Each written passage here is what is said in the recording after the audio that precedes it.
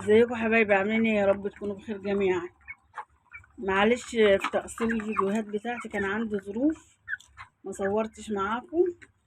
النهارده اليوم 34، بصور الساعة 9 الصبح. قلت انزله لكم بدري النهارده. الفراخ تعبت مني، خدت مني برد، عشان كده ما كانش ليا نفس اصور ولا اعمل اي حاجة. بس انا قلت برضو نصيحة لوجه الله، تعرفوا انا عندي ايه، لان انتوا ماشيين معايا من اول الدورة. ايوه، انا مش بصور كل يوم، او بس بقول لكم انا عملت ايه. فانا الفراخ دي اخدت مني برد جامد قوي، لو هتسمعوا صوت الضعاضف اهو. آه، خدوا برد جامد قوي مني، لان انا كنت في مشوار. يعني طلعت على المغرب كده، وقلت لابني، سامعين الصوت، وقلت لابني الشباك ده انا بفتحه بالنهار، وهنا انا بغطيه. دلوقتي انا فتحت لان الجو شمس وحلو. فهو ما جيت متأخر بالليل، لقيت الدنيا بايظة خالص، ولا نور مولع، والباب مفتوح، الشباك، كل حاجة مفتوح، واليوم ده كان ساقع، فأخدوا برد مني. فالحمد لله على كل حال. الطريقة الوحيدة للبرد، هو مش هيروح البرد منه، بس نخف على قد ما نقدر، على قد ما نقدر نخفف للبرد منهم بطريقة آه، بطريقة صحيحة، يعني أعشابه كده. وانا بقول لكم انا بعمل ايه لما بيحصل لي كده في فراخ. بصوا، شايفين السقايه دي لونها بني ازاي؟ انا غاليه شاي يا ولاد، شاي. ده انا متعوده عليه من زمان قوي، لما الفرخه عندي يبقى عنده برد بعمل كده. آه، سامعين الصوت؟ الحمد لله، ده كانوا متدمرين خالص، عشان كده ما كنتش بصور. اخر فيديو المره اللي فاتت صورته تاني يوم اخدوا برد مني، حتى سحب العلف بقليل خالص. فالحمد لله، قدر الله ما شاء فعل. والله انا زعلانه، بس الحمد لله. انا غاليه شاي اهو. عارفين الريفو ده؟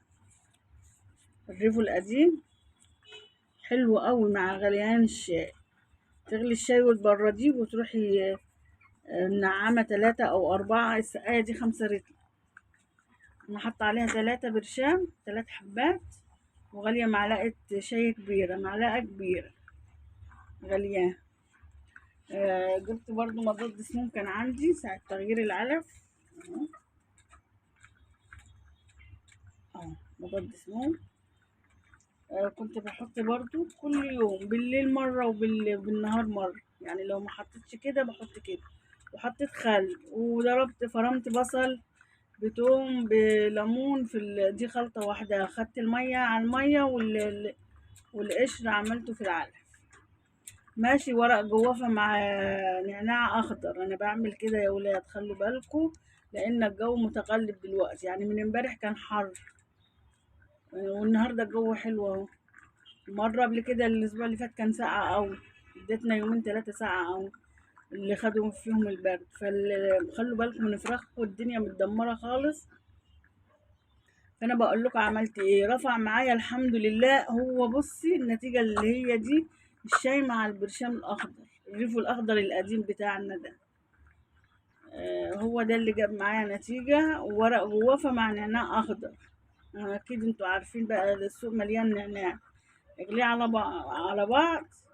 لو ينسون ماشي، ليمون اغليه ماشي، او اضربيه في الخلاط مع البصل مع الثوم، ده رافع مناعة قوي جدا. خلي في المية، مضاد سموم، حاجات جميلة قوي بترفع معايا. والله انتوا لو شفتوهم من الاول ما كنتش بصور، لان كنت مخنوقة بسبب البرد اللي عندهم. الاوزان طبعا مش عاجبني، بس الحمد لله، الحمد لله على كل حال. آه، صلوا على النبي، صلوا على النبي كده. اللهم صل وسلم وبارك على سيدنا محمد وعلى اله وصحبه اجمعين. حطوا لللايك، حطوا لايك وشيروا الفيديو، يمكن في ناس عندها تستفيد من الخلطات اللي انا بعملها دي. ايه مالك؟ في ايه؟ اللايك بيرفع من الفيديو يا ولاد. بصي وانتي قاعده، لما تدخلي عليهم كده وبنشيهم، لان الله اكبر ما شاء الله، لا حول ولا قوة الا بالله. بس الصوت بتاعهم ضايع خالص، بس هما يعني راقوا عن الاول خالص. ده كان ما كانش فيه، ده كانوا تعبانين قوي والله، كانوا تعبانين يا ولاد قوي. خدوا دور برد جامد قوي، كانوا بيعملوا حمام اخضر اهو، شايفين الزرق بتاعهم كتير أهو. كانوا بيعملوا حمام اخضر وتعبوا مني جامد، فالحمد لله لحقتهم برضو بالاعشاب. بس احلى نتيجة جابت معايا الشاي المغلي والبرشام الريف. كل رتل حط عليه برشام ريف، يعني دي 5 انا هحط لها 3 بس. 3 ما يعني 3 وشوية. هي دي 5 لتر، حاطة بتاع 4 لتر على 3 برشامات، 3 حبوب مع معلقة شاي مغلي كبير. هي دي اللي جابت معايا نتيجة. وأغلي ورق جوافة مع نعناع أخضر من السوق، هاتيه واغليه حلو أوي. اضربي ليمون مع توم مع بصل، حطي المية على المية والقشر التفل قلبيه في العلف، حلو أوي. النهاردة ليهم بتاع 24 يوم، ليهم 24 يوم النهاردة. الأوزان بصوا زي ما انتوا شايفين، كانت الفرخ قايمة يوم بيومين والله، كانت الفراخ ما شاء الله عليها. بس البرد دمرهم بصراحة، دمر أوزانهم ودمر، ما بيسحبوش علف زي الأول. يعني أنا قدامي 5 أيام 6 أيام كده وأطلعهم، أذبح اللي أذبحه وأطلع الباقي. الحمد لله، قدر الله ما شاء فعل، والحمد لله. معلش أخرت عليكم في الفيديوهات، يا رب تكونوا تستفيدوا من اللي أنا عملته.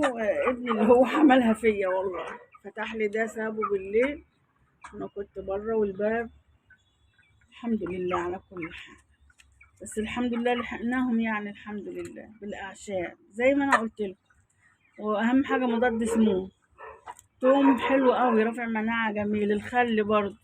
كل ده أنا كل يوم، يعني أنا المية دي هتخلص أحط لهم خل، فاهمني؟ أعمل بالليل حاجة وبالنهار حاجة، ما بخليش السقاية فاضية كده، لازم أعمل لهم حاجة. مضاد سموم الإزازة خلصت أصلا، قاعدة فيها حاجة بسيطة أوي حلوة برضه. كنت أنا بستعمل البنت بشري، حلو قوي برضه للبرد على فكرة يا ولاد، لو جبوه حلو قوي. بس أنا اللي بقول لكم عليه ده حلو قوي، الأعشاب وتغليه وتغلي ورق الجوافة مع النعناع مع أي حد يخلي باله، لأن في مرض جامد قوي في الجو بين الشتاء والصيف ده، الفراخ ما بتستحملش. خلوا بالكم الجو متقلب، واللي معاه أي حاجة يحافظ عليها، لأن الواحد مش مطلع الفرخة كده وخلاص، ده صرفة وصرفة ومكلفة. أنا مش عايزة أقول لكم أنا جايبة كام شكارة علف، شكارة ب600 جنيه والله، والأوزان مش هي اللي أنا عايزاها. ده كان عمرهم أقل من كده، 23 يوم، كانوا أوزانهم أحلى من كده. بس الحمد لله، الحمد لله، قدر الله ما شاء فعل. الحمد لله على كل حال. يلا أشوفكم في فيديو جديد على خير بقى، يا ريت تعملوا لايك، والسلام عليكم ورحمة الله وبركاته.